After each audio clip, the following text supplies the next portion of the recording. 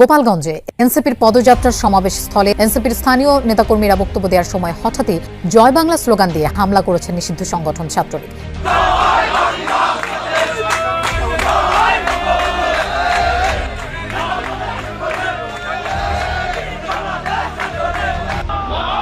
Police বাহিনী গ্রেফতারি করতে আমাদের ভাইদের সাথে আমাদের কেন এসে নিরাপত্তা দেয়নি?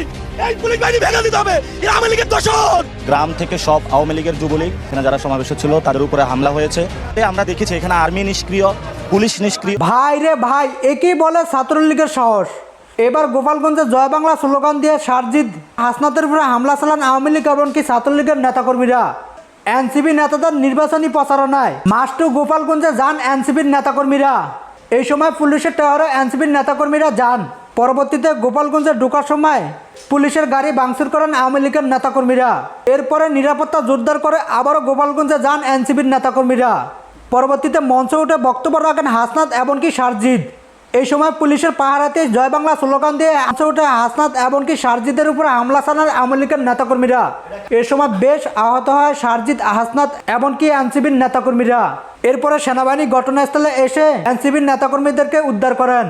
পরবর্তীতে পুলিশের ট্যাঙ্কে করে তাদেরকে নিরাপদ স্থানে নিয়ে যান সেনাবাহিনী। ভাই রে ভাই, দিন দিন আওয়ামী লীগের সাহস দেখে অবাক হচ্ছি। এরা যেন তাদের প্রিয় নেত্রী শেখ হাসিনার জন্য জীবন দিতে প্রস্তুত। তাই তো প্রিয় নেত্রী শেখ হাসিনার গ্রামের বাড়িতে এনসিপির নেতাকর্মীরা আসবে এটা সহ্য করতে পারেনি। তাই সাথে সাথেই তাদের অ্যাকশন তারা দেখিয়ে দিয়েছে।